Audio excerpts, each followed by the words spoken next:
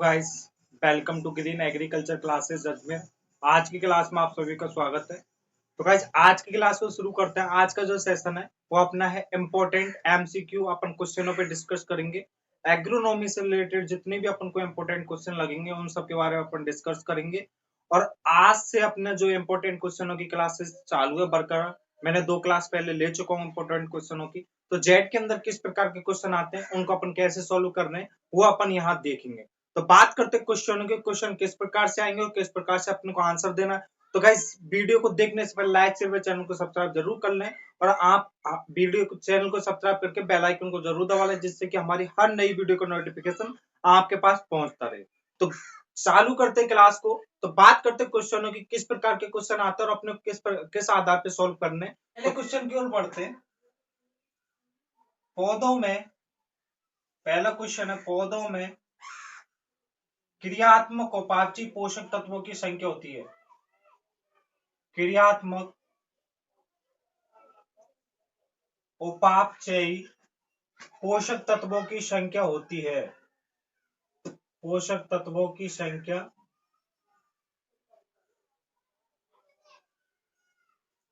होती है। ऑप्शन के आधार पर बात करते हैं। ऑप्शन है 4, दूसरा ऑप्शन है 21, तीसरा है 17 और चौथा ऑप्शन है 1 व 2 दोनों, 1 व 3 दोनों। तो क्वेश्चन क्या है? क्वेश्चन है पौधों में क्रियात्मक उपापचयी पोषक तत्वों की संख्या होती है। तो क्रियात्मक तथा उपापचयी पोषक तत्वों की संख्या कितनी होती है, इस पर अपन को आंसर देना है। तो बात करते हैं यहाँ पे 4, तो टोटल तो होती है 21 संख्या होती है उनकी। सेकंड ऑप्शन इसका सही है। तो बात करते हैं उपापचयी क्रियात्मक तथा उपापचयी पोषक तत्वों की संख्या की। क्रियात्मक तथा उपापचयी पोषक तत्व, उपापचयी पोषक तत्व 21 होते हैं। और इसको खोजा था 1961 के अंदर निकोलस नामक वैज्ञानिक ने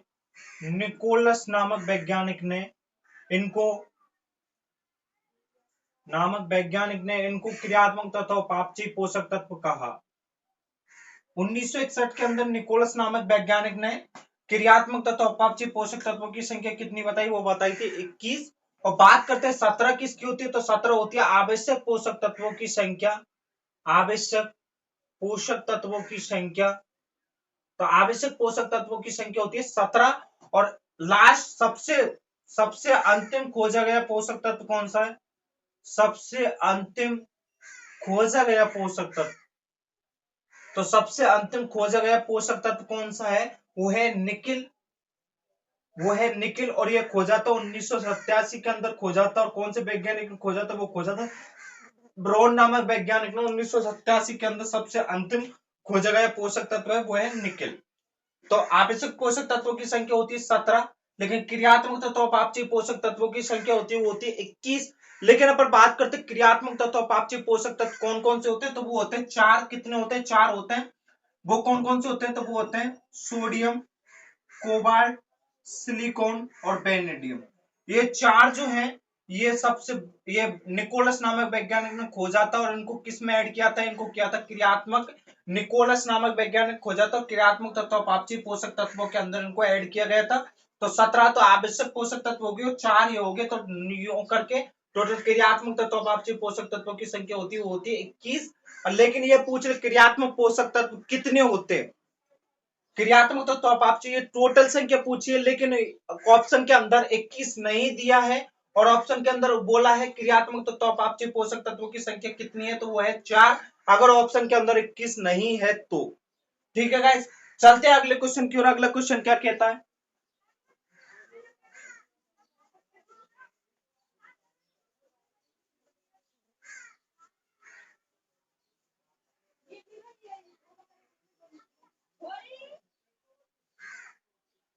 अगले क्वेश्चन की ओर बढ़ते हैं।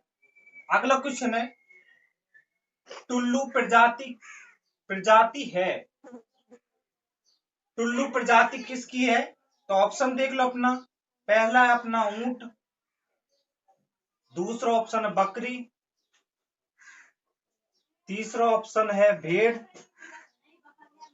और चौथा ऑप्शन है वो है भैंस। टुल्लू किसकी प्रजाति है? टुल्लू किसकी प्रजाति है? तो पहला ऑप्शन है ऊंट, दूसरा ऑप्शन है बकरी, तीसरा है भेड़ और चौथा है भैंस। तो अपने को टुल्लू किसकी प्रजाति है? तो टुल्लू जो है वो ऊंट की प्रजाति है। और ये कौन कौन से क्रॉस से मिलकर बना है? तो यह बना है Camelus, Camelus dromedarius, dromedarius into Camelus, Camelus bactrianus, bactrianus. इन दोनों के क्रॉस से मिलके कौन सा ऊंट बना हुआ है? टुल्लू ऊंट। कैमिलस बैक्ट्रियंस और कैमिलस डोरमेस्टिकस। और कैमिलस डोरमेस्टिकस की तो ली जाती है मादा और कैमिलस बैक्ट्रियंस का लिया जाता है, वो लिया जाता है नर। इन दोनों के मध्य क्रॉस कराया जाता है तो यह प्रजाति प्राप्त होती है। और कैमिलस डोरमेस्टिकस किसे बोलते हैं? एक कुबड़ वाले ऊंट को, एक कुबड़ वाला ऊंट, कुबड़ वाले ऊंट का नाम है कैमिलस डोस्टिकस। और कैमिलस बैक्ट्रियंस है वो है दो कुबड़ वाला ऊंट, दो कुबड़ वाला ऊंट जो कि भारत के अंदर नहीं पाए जाते। दो कुबड़ वाले ऊंट, दो कुबड़ वाले ऊंट है जो सऊदी अरब के अंदर पाए जाते हैं। भारत के अंदर पाए जाने वाले ऊंट कौन से हैं? वो है कैमिलस डोरमेस्टिकस जो भारत के अंदर पाए जाते हैं। सुपरवाइजर 2000, सुपरवाइजर सुपरवाइजर 2021 के अंदर ये क्वेश्चन आया था। सुपरवाइजर 2020 के अंदर क्वेश्चन आया था कि दो कुबड़ वाले ऊंट का बॉटनिकल वैज्ञानिक नाम क्या होता है? दो कुबड़ वाले ऊंट का वैज्ञानिक नाम क्या होता है? तो उसका वैज्ञानिक नाम था कैमेलस बैक्टीरियंस। तो ये दो कुबड़ वाले ऊंट का नाम होता है कैमेलस बैक्टीरियंस और ये एक कुबड़ वाले ऊंट का नाम होता है वो होता है कैमेलस डोरमेस्टिकस। तो ये अपना क्वेश्चन हो गया। अगले क्वेश्चन की ओर चलते हैं। अगला क्वेश्चन क्या कहता है? अगला क्वेश्चन है नाइट्रेट को, नाइट्रेट को, नाइट्रेट बोलते हैं NO3, NO3 को N2 गैस में बदलना, N2 गैस में वायु की अनुपस्थिति में, वायु की अनुपस्थिति में बदलना कहलाता है, बदलना कहलाता है। तो पहला ऑप्शन आता है इसमें नाइट्रिफिकेशन, नाइट्रिफिकेशन। दूसरा ऑप्शन आता है वो आता है डीनाइट्रिफिकेशन, डीनाइट्रिफिकेशन। और तीसरा ऑप्शन आता है लिपिंग, लिपिंग। और चौथा ऑप्शन है वो है वोल्टिलाइजेशन। तो क्वेश्चन क्या है? नाइट्रेट को N2 गैस में बदलने की क्रिया वायु की अनुपस्थिति में बदलना क्या कहलाता है? नाइट्रोजन का, नाइट्रेट का N2 गैस में वायु की अनुपस्थिति में बदलना क्या कहलाता है? तो बात करते हैं इस क्वेश्चन की। तो पहला ऑप्शन क्या दिया? पहला ऑप्शन दिया नाइट्रिफिकेशन, दूसरा ऑप्शन दिया है अपना वायु की अनुपस्थिति में बदलना क्या कहलाता है? पहला ऑप्शन है नाइट्रिफिकेशन, दूसरा ऑप्शन है डीनाइट्रिफिकेशन, तीसरा है लिपिंग और चौथा है वोल्टिलाइजेशन। अब बात करते हैं NO2,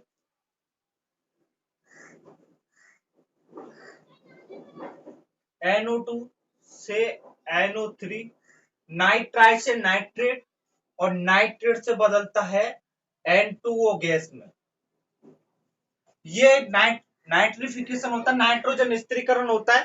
पहला होता है नाइट्राइट, नाइट्राइट और ये होता है नाइट्रेट, नाइट्रेट और ये होता है N2O गैस, ये होती है गैस। तो इसमें बदलना क्या कहलाता है? तो बात करते हैं अपना नाइट्रेट से नाइट्राइट में बदलना क्या कहलाता है? तो नाइट्रेट से नाइट्राइट में बदलने का काम कौन सा बैक्टर करता है? बदलने का काम होता है नाइट्रोबैक्टर का, नाइट्रोबैक्टर का। और नाइट्रेट से N2 गैस में बदलने कौन कौन से वो होते हैं वायरस?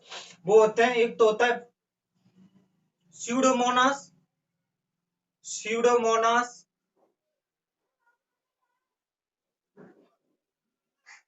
बैसिलस और स्यूडोमोनास नाइट्रेट से नाइट्राइट में बदलते हैं। और ये ऑक्सीजन की अनुपस्थिति में इस क्रिया को क्या बोलते हैं? इस क्रिया को बोलते हैं डीनाइट्रिफिकेशन। Denitrification, denitrification. और इस क्रिया को क्या बोलते हैं? नाइट्राइट से नाइट्रेट में बदलने की क्रिया को बोलते हैं नाइट्रिफिकेशन। नाइट्रिफिकेशन, फिकेशन। तो यहाँ अपना आंसर क्या जाएगा? यहाँ अपना आंसर जाएगा डीनाइट्रिफिकेशन क्रिया कहलाती है। N2O एंड नाइट्रेट से N2O गैस में बदलने की क्रिया क्या कहलाती है? डीनाइट्रिफिकेशन। और कौन सा बैक्टीरिया बदलता है? वो बदलता है स्यूडोमोनास और बैसिलस। ये दो बैक्टीरिया है, ये नाइट्राइट को N2O गैस में बदलते हैं। और नाइट्रोबैक्टर क्या करता है? वो नाइट्राइट को नाइट्रेट में बदलता है। नाइट्राइट को नाइट्रेट में बदलने की क्रिया डीनाइट्रिफिकेशन। और नाइट्रेट को N2O गैस में बदलने की क्रिया डीनाइट्रिफिकेशन। और डीनाइट्रिफिकेशन है सर्वाधिक किसके अंदर होती है? सर्वाधिक क्या है क्रिया? सर्वाधिक होती है धान के अंदर। धान में डीनाइट्रिफिकेशन प्रक्रिया सर्वाधिक होती है। और बात करते हैं अपन वोल्टिलाइजेशन प्रक्रिया जो है वो अधिक ताप तथा अधिक पीएच पर होती है। अधिक पीएच पर होती है। वोल्टिलाइजेशन प्रक्रिया है वो अधिक ताप तथा अधिक पीएच पर होती है। तो अपने यहाँ आंसर क्या जाएगा? अपना आंसर जाएगा डीनाइट्रिफिकेशन प्रक्रिया कहलाती है नाइट्रेट को N2O गैस में बदलने की प्रक्रिया डीनाइट्रिफिकेशन। आगे चलते हैं अगले क्वेश्चन की ओर। अगला क्वेश्चन क्या कहता है?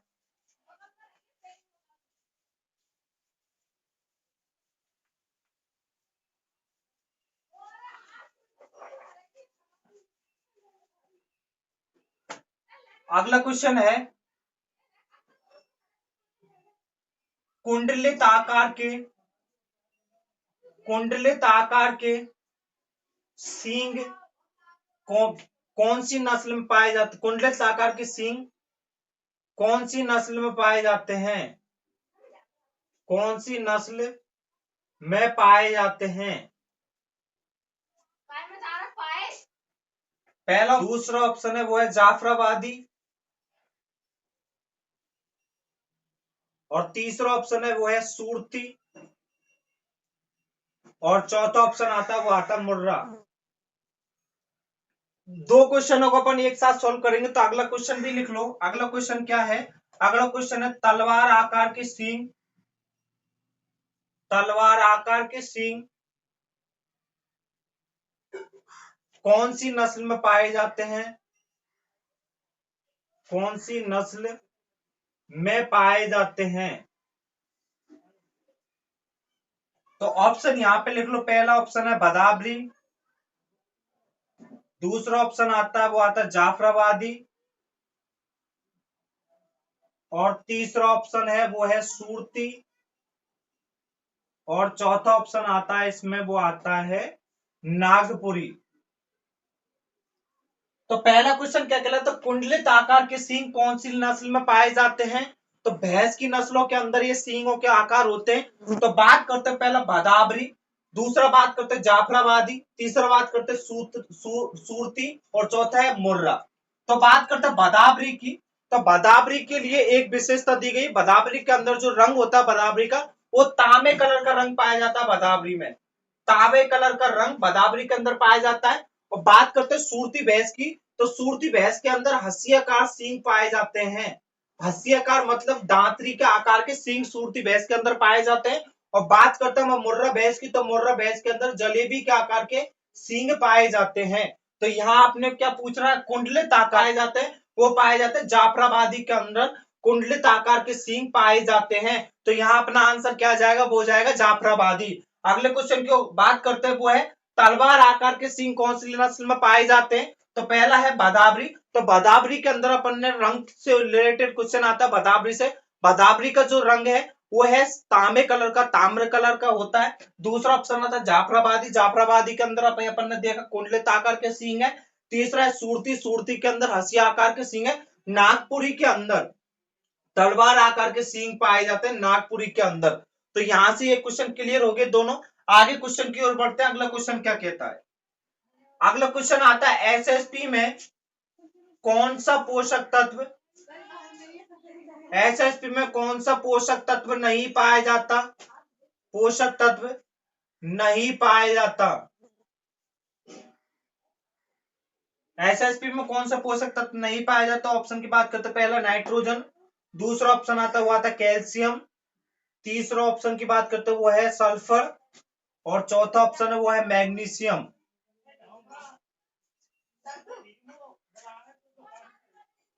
तो बात करते हैं एसएसपी। एसएसपी को बोलते हैं अपन single super phosphate. Single super phosphate के अंदर कौन सा पोषक तत्व नहीं पाया जाता है?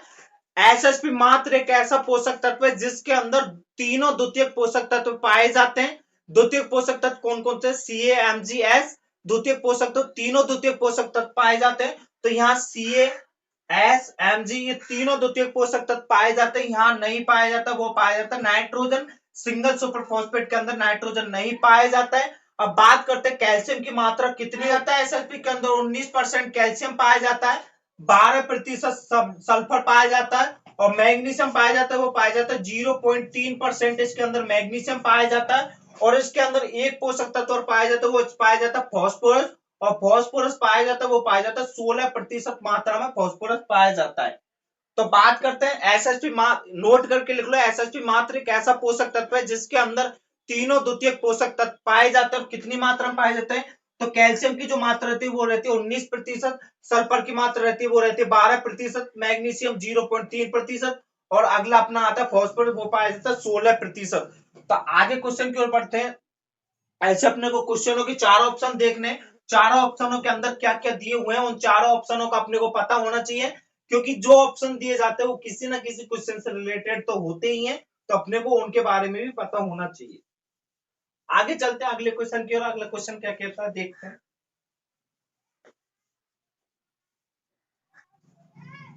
अब बात करते क्वेश्चन अगला आता है, निम्न में से कौन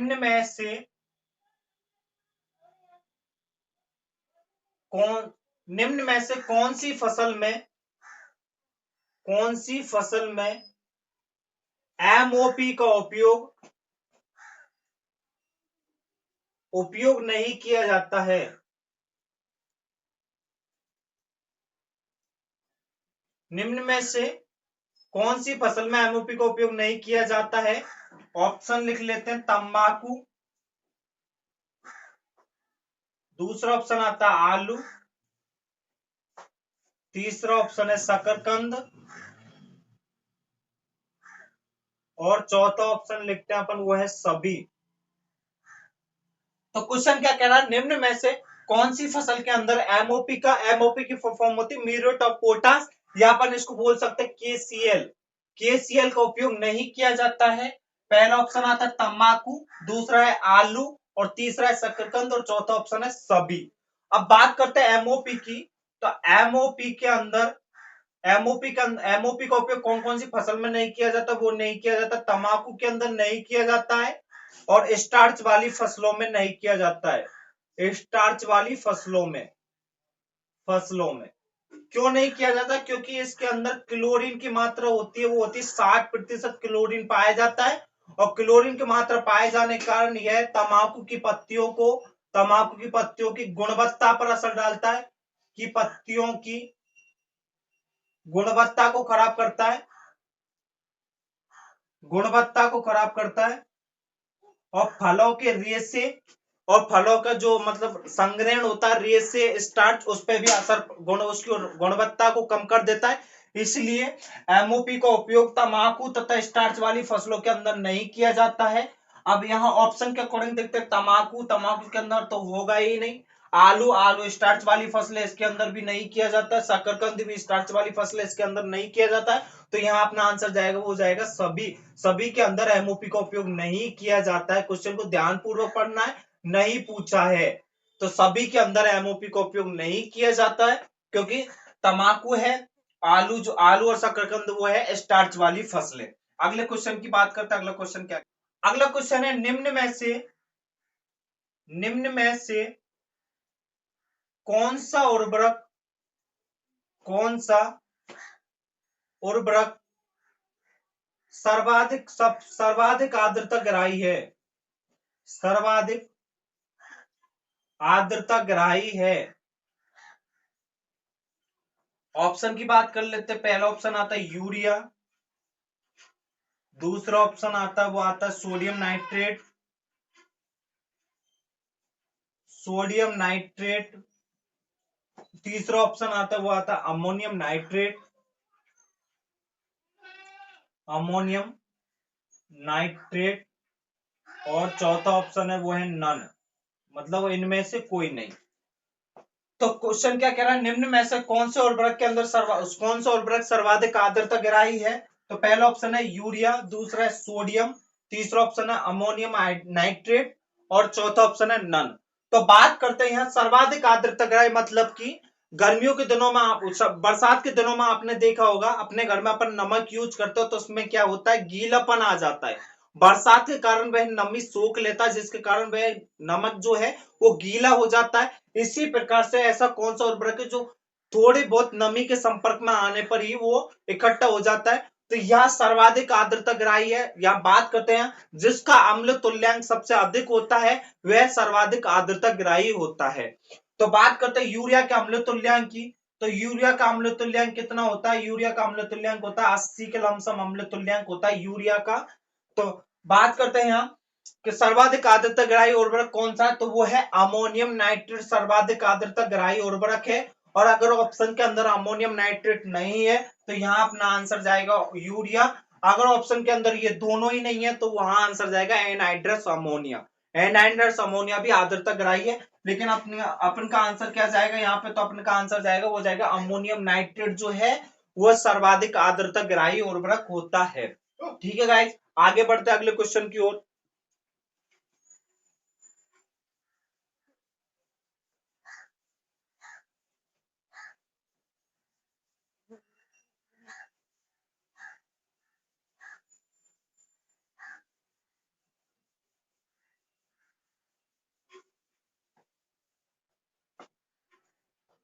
अगला क्वेश्चन आता है, मृदा में लगातार खादों का उपयोग खादों का उपयोग करने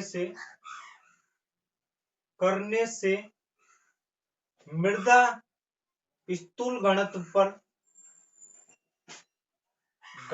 पर क्या प्रभाव पड़ता है? क्या प्रभाव पड़ता है? तो पहला ऑप्शन है घटती है, दूसरा ऑप्शन आता बढ़ती है, तीसरा ऑप्शन है कोई प्रभाव नहीं, और चौथा ऑप्शन है वो है उदासीन। तो यहां आपने वो क्या पूछ रहा, क्या दिया हुआ है, मृदा में लगातार खादों का उपयोग करने से मृदा स्थूल घनत्व जिसे अपन बोलते हैं बीडी ब्लड डेंसिटी पर क्या प्रभाव पड़ता है?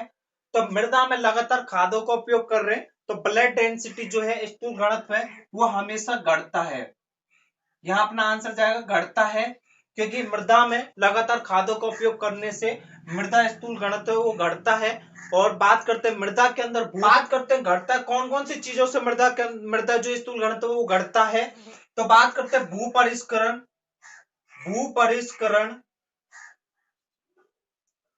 परिष्करण तथा खादों के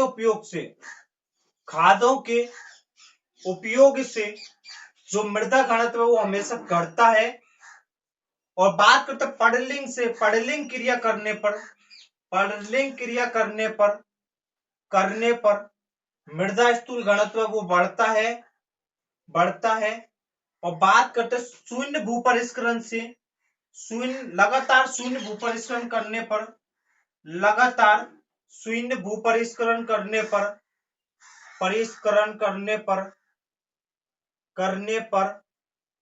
लंबे समय में मृदा स्थूल घनत्व घटता है। लगातार शून्य भूपरिष्करण करने पर लंबे समय के बाद मृदा स्थूल घनत्व घटता है। लेकिन मृदा स्थूल घनत्व किससे बढ़ता है? वो बढ़ता है पडलिंग क्रिया करने पर मृदा स्थूल घनत्व बढ़ता है। तो आगे चलते हैं अगले क्वेश्चन की ओर। अगला क्वेश्चन क्या कहता है, देखते हैं अगला क्वेश्चन।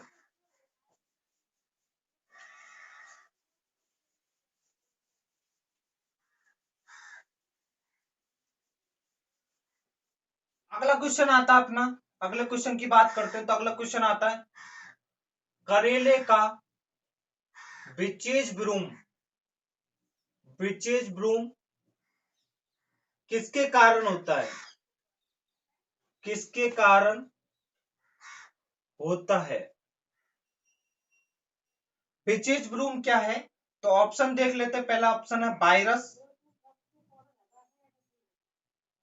दूसरा ऑप्शन है जीवाणु, तीसरा ऑप्शन है फाइटोप्लाज्म, फाइटोप्लाज्म या अपन इसको लिखते हैं MLOS, चौथा ऑप्शन है निमेटोड। तो यहाँ क्या करेले का विचेज ब्रूम है? विचेज ब्रूम को अपन बोल सकते हैं चुड़ैल का झाड़ू। चुड़ैल का झाड़ू आपने देखा होगा, सपनों में कई बार आया होगा, आपके सपनों में आते हैं चुड़ैल का झाड़ू। चुड़ैल चुड़ैल जो है वो झाड़ू लेके पीछे पड़ती है, उससे अपन जो करेले का विचेज ब्रूम जो है, इसे अपन बोलते हैं, ग्रामीण भाषा में बोलते हैं चुड़ैल का झाड़ू। रोग जो है वो किसके कारण होता है? पहला ऑप्शन है वायरस के द्वारा, दूसरा ऑप्शन है जीवाणु के द्वारा, तीसरा ऑप्शन है फाइटोप्लाज्म के द्वारा और चौथा ऑप्शन है निमेटोड के द्वारा। जो करेले का विचेज ब्रूम जो है वो फाइटोप्लाज्म के द्वारा होता है, जिसको MLOS बोला भी जाता है। फाइटोप्लाज्म के द्वारा करेले का विचेज ब्रूम रोग होता है। ठीक है, यहाँ आपने को यही पढ़ना है। और वीडियो को ज्यादा से ज्यादा लाइक शेयर पे, चैनल को सब्सक्राइब जरूर कर ले और वीडियो को शेयर जरूर करें, जिससे कि आपके जितने भी फ्रेंड हैं, आपके जो भी फ्रेंड पढ़ रहे हैं, उनको हर क्वेश्चन पेपर में, हर एग्जाम में मदद मिले, क्योंकि क्वेश्चन बहुत ही इंपॉर्टेंट है। और गाइस ये क्वेश्चन हर एग्जाम के अंदर पूछे जाते हैं, 11th 12th है। और अपनी बात करते हैं अपन जेट आईसर कंपटीशन एग्जामों के अंदर, तो ये अवेलेबल मिलते हैं हर एग्जाम के अंदर, ये क्वेश्चन मिल जाते हैं आपको देखने को। तो गाइस वीडियो को ज्यादा से ज्यादा शेयर करना और चैनल को सब्सक्राइब भी कर लेना। तो गाइस यहाँ अपना क्वेश्चन हो गया करेले का विचेज। अगले क्वेश्चन की ओर चलते हैं। अगला क्वेश्चन है, अगला क्वेश्चन आता है अपना, गन्ना है। ऑप्शन देख लो, गन्ना क्या है? गन्ना SDP पादप है, गन्ना LDP पादप है, या गन्ना MDP पादप है, या है DNP पादप है। गन्ना क्या है? गन्ना SDP की फॉर्म में शॉर्ट डे प्लांट है, LDP पादप है, मिड डे प्लांट है और DNP पादप है। गन्ना किस प्रकार का पादप है? गन्ना लघु दिवसीय पादप है, दीर्घ दिवसीय पादप है, या दिन दिन निष्प्रभावी पादप है, या बोल सकते हैं मध्य दिवसीय पादप है। तो गन्ने के लिए, गन्ने का पुष्पन के लिए 12 से 13 घंटे की आवश्यकता होती है, मतलब उजाले की आवश्यकता होती है। 12 से 13 घंटे आवश्यकता होती है गन्ने के पुष्पन के लिए, मतलब 12 से 13 घंटे धूप पड़नी चाहिए, जिसके अंदर उसका पुष्पन अच्छे से होगा। तापमान 12 से 13 घंटे तक मेंटेन रहना चाहिए। तो जो गन्ना जो है, यहाँ अपना आंसर जाएगा, वो जाएगा मिड डे प्लांट है। गन्ना जो है मध्य दिवसीय पादप होते हैं, लेकिन इसी कंडीशन में अगर ऑप्शन ये आते हैं SDP, LDP, तीसरा ऑप्शन है DNP और चौथा ऑप्शन है नन। अगर ऑप्शन ये आते हैं तो यहाँ अपना आंसर क्या जाएगा? तो यहाँ अपना आंसर जाएगा, वो जाएगा SDP। गन्ना जो है SDP पादप है। अगर MDP ऑप्शन के अंदर नहीं आता है तो अपना आंसर जाएगा SDP शॉर्ट डे प्लांट। तो यह ये दोनों आपको ध्यान रखना। अगर ऑप्शन के अंदर मध्य दिवसीय पादप ऑप्शन में है, MDP है, तो वहां आंसर जाएगा MDP। लेकिन ऑप्शन के अंदर मध्य दिवसीय पादप नहीं है, तो वहां आंसर जाएगा शॉर्ट डे प्लांट, आंसर जाएगा। ठीक है, अगले क्वेश्चन की ओर चलते हैं।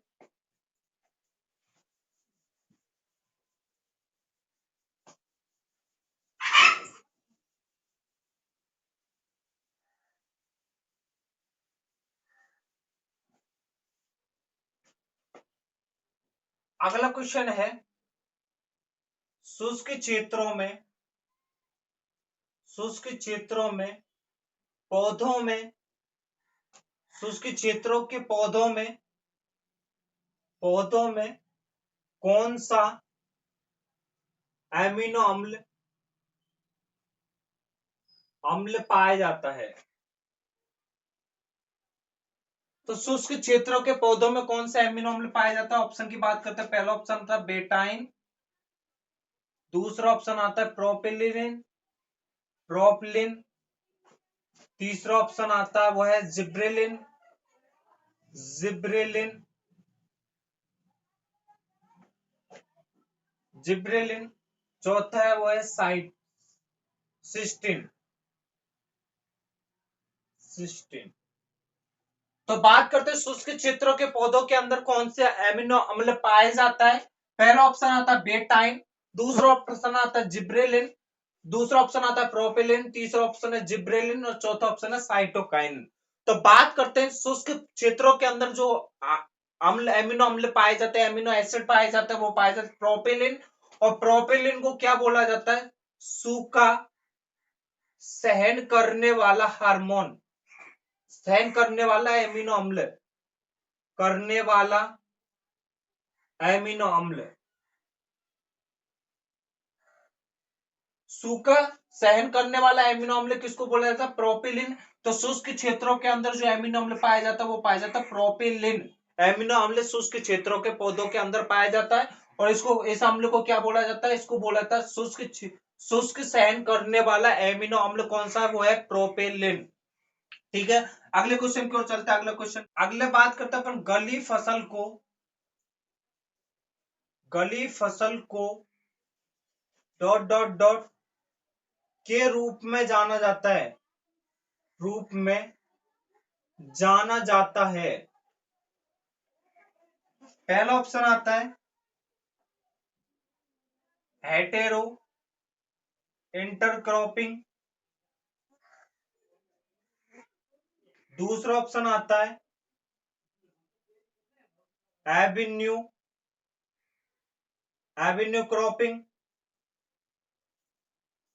तीसरा ऑप्शन है वो है एक व दो दोनों, दोनों, और चौथा ऑप्शन है वो है बहु मंजलिखित, बहुमंजिल। तो क्या है? गली फसल को के रूप में जाना जाता है। गली फसल को किस नाम से जाना जाता है? पहला है हेटेरो इंटरक्रॉपिंग, दूसरा है एविन्यू क्रॉपिंग, तीसरा ऑप्शन है एक बेदू दोनों और चौथा ऑप्शन है बहुमंजिली खेती। किसके रूप में जाना जाता है? तो यहाँ अपन इस क्वेश्चन के ऊपर डिस्कस करते हैं, देखते हैं क्वेश्चन किस प्रकार का है।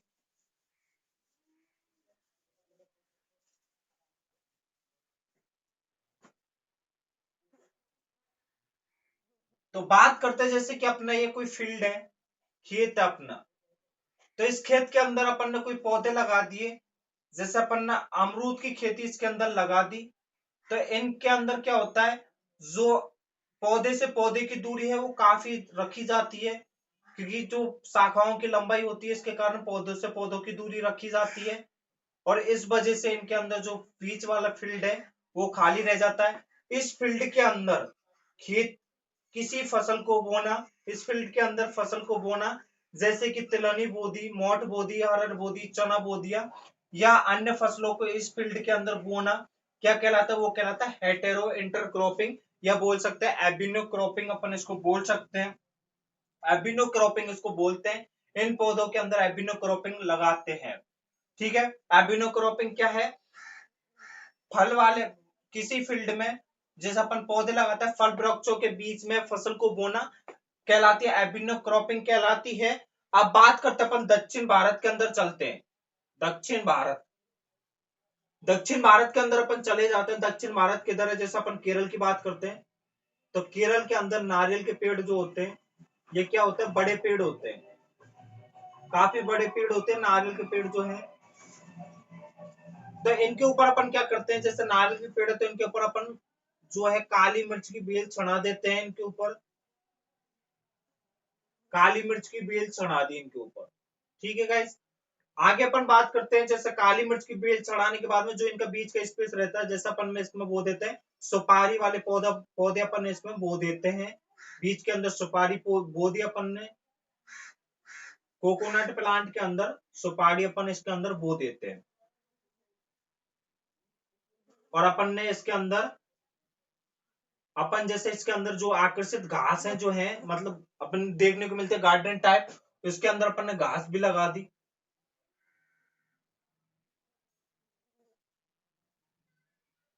तो इस फसल को क्या बोलते हैं? जैसे अपन ने पहले जो फसल है वो तो कर दी अपन ने नारियल की, दूसरी फसल अपन ने बो दी इससे थोड़ी कम उम्र छोटी है, वो अपन ने बो दी काली मिर्च की, काली मिर्च की। और तीसरी बो दी अपन ने सुपारी की, सुपारी। चौथी बो दी अपन ने जो भी आकर्षित है, अदरक बोल सकते हैं अपन, अदरक, अदरक वाली फसलें आकर्षित घासें जो अपन ने उगा दी। इनको तो बोलेंगे बहुमंजिली खेती, मतलब दो या दो से अधिक फसलों को एक साथ एक फील्ड में लगाना बहुमंजिली खेती कहलाती है। कौन सी खेती कहलाती है? बहुमंजिली खेती, जो कि दक्षिण भारत के अंदर की जाती है बहुमंजिली खेती। क्योंकि दो या दो से अधिक फसलों को एक साथ एक फील्ड में लगाना क्या कहलाता है? बहुमंजिली खेती कहलाता है। और बात करते हैं यहाँ पे गली खेती, गली फसल, तो इसको बोलते हैं हेटेरोक्रॉपिंग, हेटेरो इंटरक्रॉपिंग और एबिनो क्रॉपिंग इसको बोला जाता है। तो यहाँ अपना आंसर क्या है? गली फसल को के रूप में जाना जाता है। तो गली फसल को जाना जाता है हेटेरो इंटरक्रॉपिंग के और एबिनो इंटरक्रॉपिंग के दोनों के रूप में इसको जाना जाता है। ठीक है, यहाँ आंसर जाएगा तीसरा, दोनों के रूप में इनको जाना जाता है। और बहुमंजिली खेती क्या है? वो है ये दक्षिण भारत के अंदर बहुमंजिली खेती की जाती है। ठीक है, आगे चलते हैं अगले क्वेश्चन की ओर। आगे अगले क्वेश्चन की बात करते हैं।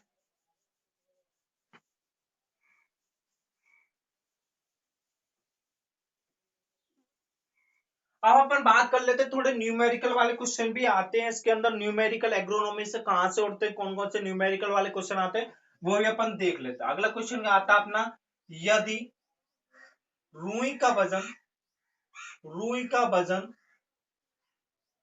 20 ग्राम है, तो यदि रुई का वजन 20 ग्राम है और बीज का वजन, वजन 40 ग्राम है, तो कपास का, कपास का गिनिंग प्रतिशत, प्रतिशत ज्ञात करो। ठीक है, ऑप्शन देख लेते हैं। पहला ऑप्शन आता है 36%, दूसरा है 30%, तीसरा है 33% और चौथा ऑप्शन आता है वो आता है 42%। अब बात कर लेते हैं, यदि रुई का वजन 20 ग्राम है और बीज का वजन 40 ग्राम है, तो उसका गिनिंग प्रतिशत ज्ञात कीजिए। अब गिनिंग प्रतिशत ज्ञात करने का सूत्र मैंने आपको बताया था, क्लास ली थी जब। गिनिंग प्रतिशत ज्ञात करने का फॉर्मूला क्या है? गिनिंग प्रतिशत ज्ञात करने का फॉर्मूला है रुई का वजन, रुई का वजन बटे रुई प्लस बीज का वजन, वजन इंटू 100। ठीक है, अब बात कर लेते हैं, रुई का वजन कितना है? वो है 20 ग्राम, और 20 ग्राम रुई का है, 40 ग्राम जो है वो बीज का है, इंटू 100 कर लो। एक जी, अब बात कर लेते हैं, अब 100 कर लिया, आगे चलते हैं, इसको सॉल्व करते हैं।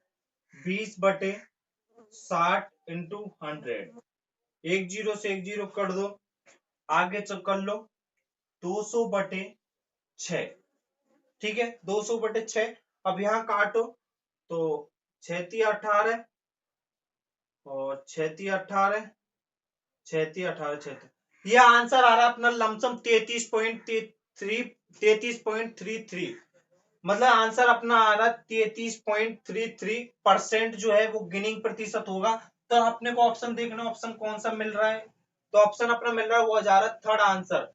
थर्ड अपना है 33% जो है गिनिंग प्रतिशत होगा। इस प्रकार से अपने को फॉर्मूला याद करना है, ये फॉर्मूला इंपॉर्टेंट है। इस प्रकार का क्वेश्चन एग्जाम के अंदर देखने को मिलता है कि गिनिंग प्रतिशत क्या होता है।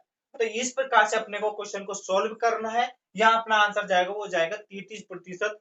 ये क्वेश्चन का गिनिंग प्रतिशत होता है। आगे चलते हैं अगले क्वेश्चन की ओर।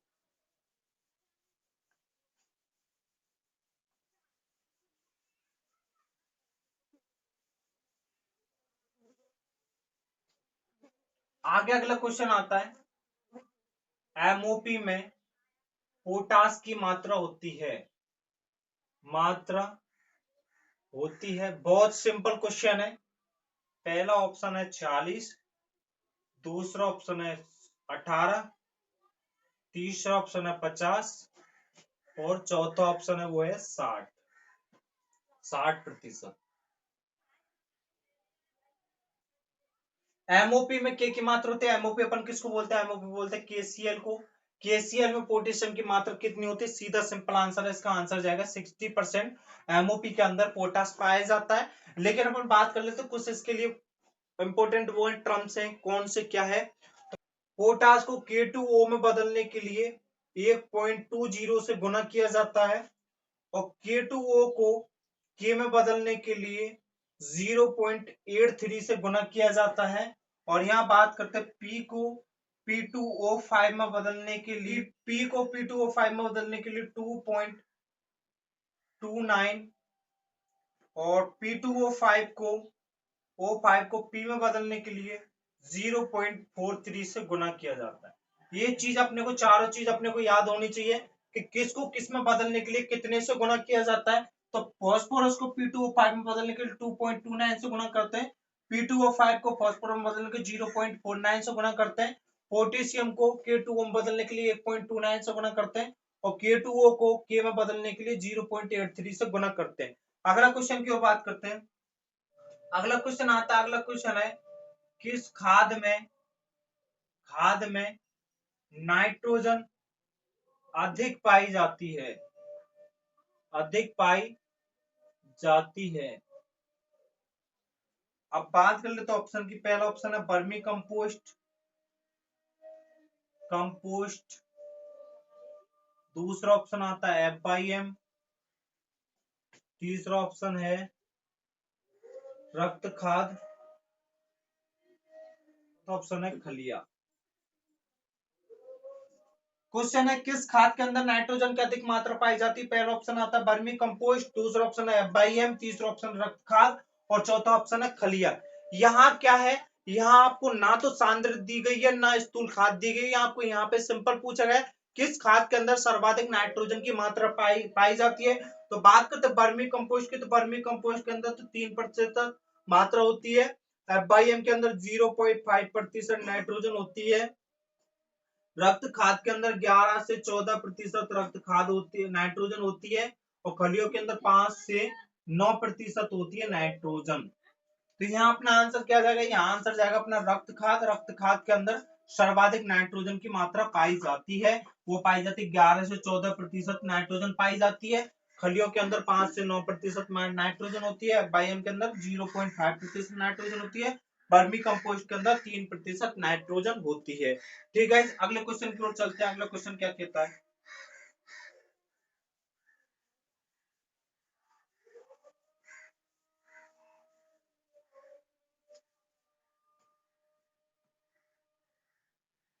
अगले क्वेश्चन की ओर बात करते हैं। निम्न में से कौन सा उर्वरक कार्बनिक नहीं है? कार्बनिक नहीं है। पहला है यूरिया, दूसरा ऑप्शन कैल्शियम साइनेमाइड, तीसरा ऑप्शन है DAP और चौथा है सभी। तो निम्न में से कौन सा उर्वरक कार्बनिक नहीं है? तो यूरिया जो है कार्बनिक उर्वरक है क्योंकि इसके अंदर कार्बनिक पाई जाती है, वो पाई जाती है 5%। कैल्शियम साइनेमाइड है वो भी कार्बनिक उर्वरक है।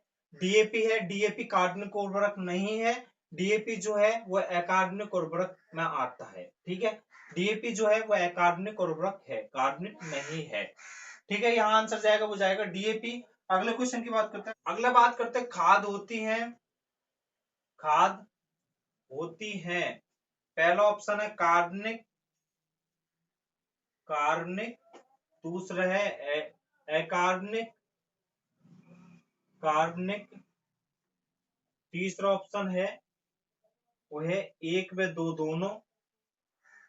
दोनों और चौथा ऑप्शन है नन, मतलब इनमें से कोई नहीं। चौथा ऑप्शन लिख लो उदासीन।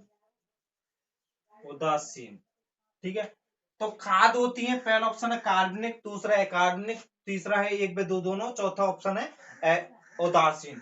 बात करते हैं अकार्बनिक की, तो उर्वरक जो है वो सभी अकार्बनिक होते हैं। अपवाद कौन कौन से हैं, अभी आपको इस क्वेश्चन में बताया था मैंने, अपवाद है वो है यूरिया और कैल्शियम साइनेमाइड जो है वो उर्वरक होते हैं, लेकिन वो होते हैं अकार्बनिक उर्वरक, न होकर के कार्बनिक उर्वरक होते हैं, और सभी उर्वरक जो है वो अकार्बनिक होते हैं। यहाँ बात करते हैं खाद जो है, खाद होती है वो होती है कार्बनिक होती है, खाद सभी खादें कार्बनिक के अंदर आती हैं, तो यहाँ अपना आंसर जाएगा वो जाएगा खादें जो है वो कार्बनिक होती है। अगले क्वेश्चन की ओर बढ़ते हैं, अगला क्वेश्चन क्या कहता है, वीडियो को लास्ट तक जरूर देखें, बहुत इंटरेस्टिंग इंपॉर्टेंट क्वेश्चन है ये।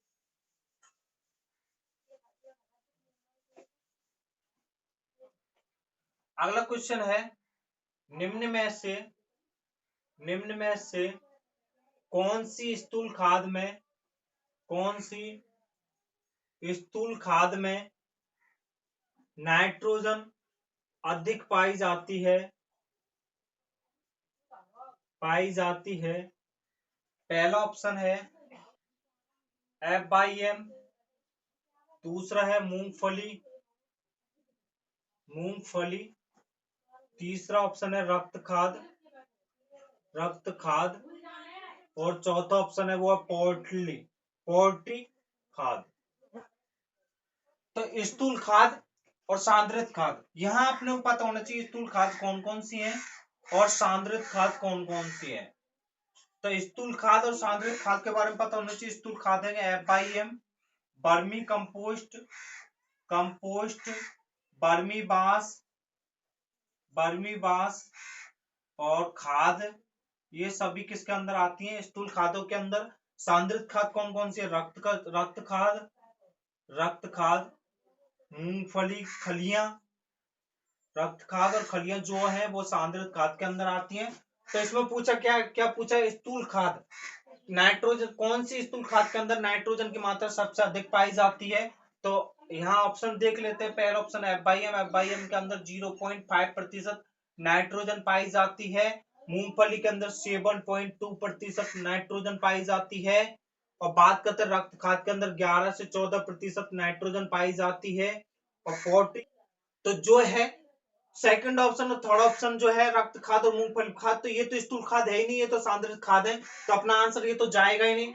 FIM के अंदर 0.5% नाइट्रोजन पाई जाती है, पोल्ट्री खाद के अंदर 5% नाइट्रोजन पाई जाती है।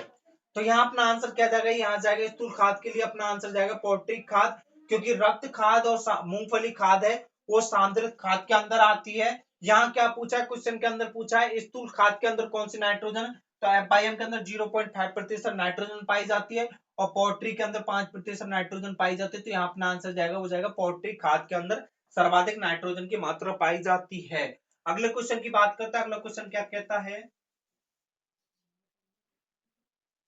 निम्न में से किस में नाइट्रोजन की मात्रा अधिक पाई जाती है,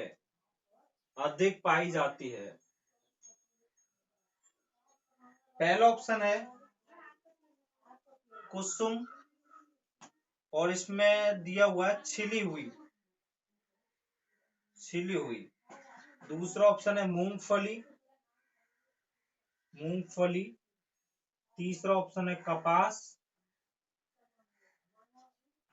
और चौथा ऑप्शन आता है सरसों। बिना छिली हुई कुसुम के अंदर पाई जाती है।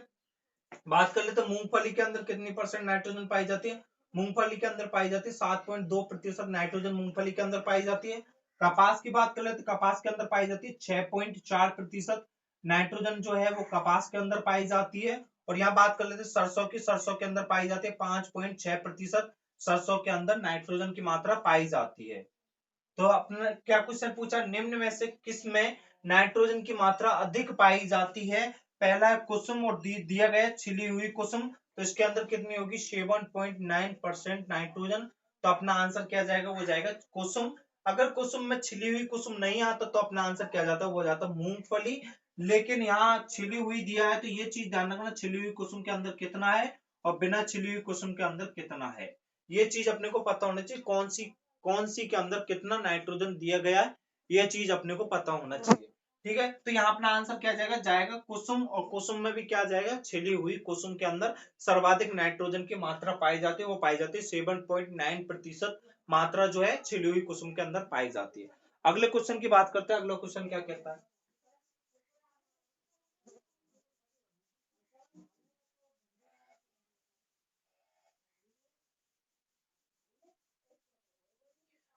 क्वेश्चन तो हर कोई करा देता है, लेकिन अपने को चारों ऑप्शन के बारे में देखना, क्योंकि चारों ऑप्शन जो मैं ऑप्शन दे रहा हूँ किसी ना किसी क्वेश्चन से रिलेटेड होते हैं, और हो सकता है कि आपको इनको ऑप्शनों से ही क्वेश्चन बन जाए एग्जाम में। तो आपको क्वेश्चनों को ध्यानपूर्वक देखना और वीडियो को लास्ट तक जरूर देखना, क्योंकि लास्ट में अब आपके इंपॉर्टेंट क्वेश्चन चल रहे हैं, तो वीडियो को जरूर देखें लास्ट तक। अगले क्वेश्चन की बात करते हैं। अगला क्वेश्चन है, निम्न में से कौन से पोषक तत्व की कमी के कारण, कौन से पोषक तत्व की कमी के कारण, पोषक तत्व की कमी के कारण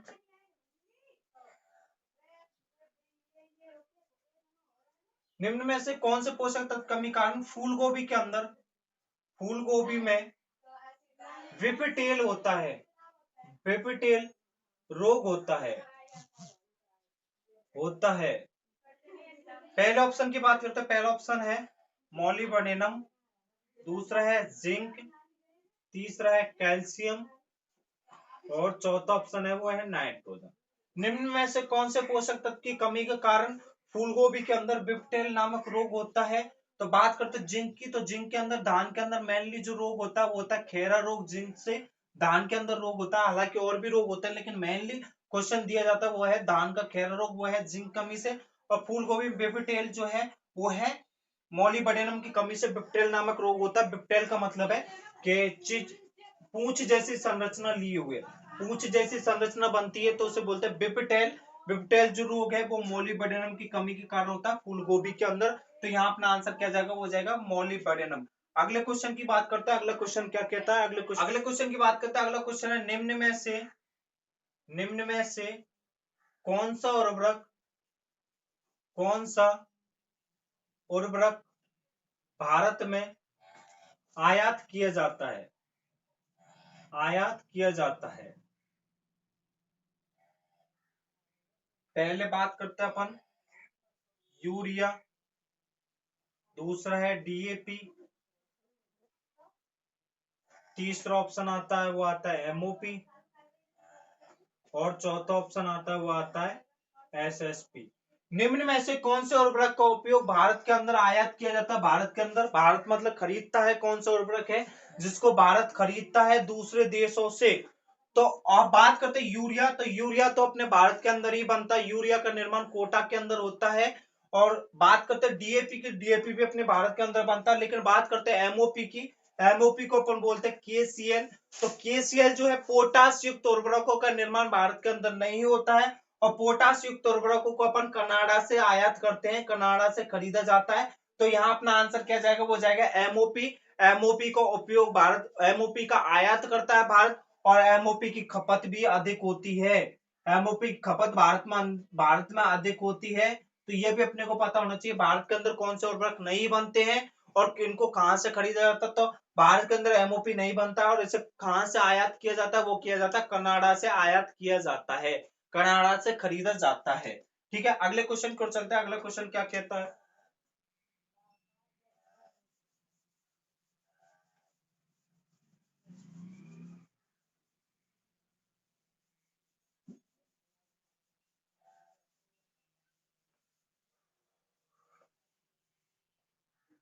अगले क्वेश्चन की बात करते हैं। एसएसपी का निर्माण होता है, एसएसपी का निर्माण होता है। तो एसएसपी किस किस से मिलकर बना होता है, तो बात कर लेते हैं अपन ऑप्शनों की। तो पहला बात करते हैं H2SO4 प्लस HNO3, HNO3। दूसरा ऑप्शन है H2SO4 plus rock phosphate, phosphate. तीसरा ऑप्शन है, HNO3 प्लस NH3, और चौथा H3PO4 प्लस रॉक फॉस्फेट तो ऑप्शन क्या है, एसएसपी का निर्माण किसके कारण होता है? तो पहला ऑप्शन दिया गया है H2SO4 प्लस HNO3, दूसरा ऑप्शन है H2SO4 प्लस रॉक फॉस्फेट, और तीसरा ऑप्शन है HNO3 प्लस NH3, और चौथा ऑप्शन है H3PO4 प्लस रॉक फॉस्फेट। तो बात कर लेते हैं रॉक फॉस्फेट, यहाँ पे दिया है, तो रॉक फॉस्फेट का निर्माण कहाँ होता है? तो रॉक फॉस्फेट की बात करते हैं तो रॉक फॉस्फेट का निर्माण उदयपुर के जामर कोटरा जो स्थान है, जामर कोटरा प्लेस के अंदर रॉक फॉस्फेट का निर्माण होता है। और एसएसपी किस किस से मिलकर बना होता है? एसएसपी सल्फ्यूरिक अम्ल प्लस रॉक फॉस्फेट से मिलकर बना होता है। सर्वप्रथम यह इटली के जंगलों में जब आग लग गई थी तो उसके कारण जो वहां राख इकट्ठी हुई थी उसके अंदर वहां के जो वैज्ञानिक थे उन्होंने आग को बुझाने के लिए H2SO4 सल्फ्यूरिक अम्ल का उपयोग किया, और उसके कारण वहां की जो उपजाऊपन है वो अधिक बन गया। इसके कारण सर्वप्रथम जो निर्माण हुआ था इसका इटली के अंदर हुआ था, और किस किस से मिलकर बना होता है? H2SO4 प्लस रॉक फॉस्फेट से मिलकर बना होता है एसएसपी। और रॉक फॉस्फेट का निर्माण कहाँ होता है? रॉक फॉस्फेट का निर्माण होता है जामर कोटला, उदयपुर के अंदर आता है। जामर कोटला एक जगह है उदयपुर के अंदर, वहां रॉक फॉस्फेट का निर्माण होता है। लेकिन बात करते हैं H3PO4 प्लस रॉक फॉस्फेट से क्या बना होता है? H3PO4 प्लस रॉक फॉस्फेट से बना होता है ट्रिपल एसएसपी को बोलते हैं अपन सिंगल सुपर फॉस्फेट, डीएसपी को बोलते हैं डबल सुपर फॉस्फेट, टीएसपी को बोलते हैं ट्रिपल सुपर फॉस्फेट। तो rock H3PO4 plus rock phosphate से मिलकर बना होता है टीएसपी ट्रिपल सुपर फॉस्फेट मिलकर बना होता है H3PO4 रॉक फॉस्फेट से मिलकर बना होता है। ठीक है गाइस, तो आज की क्लास में अपन इतने क्वेश्चन करेंगे, मिलेंगे अगली नई क्लास में नई एमसीक्यू के साथ। तो वीडियो को ज्यादा से ज्यादा लाइक शेयर, चैनल को सब्सक्राइब जरूर कर लें। मिलेंगे अगली क्लास में। Okay all of you.